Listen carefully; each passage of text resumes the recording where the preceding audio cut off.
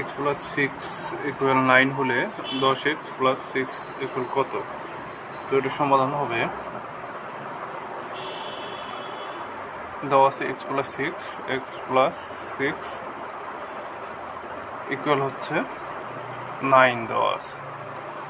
তো এটা আমরা পার করে দিলে হচ্ছে এক্স ইকুয়াল হচ্ছে 9 - 6, এক্স ইকুয়াল 3। কারণ এটার মানটা আমরা বসাই দিলাম, 10x প্লাস 6 ইকুয়াল, তো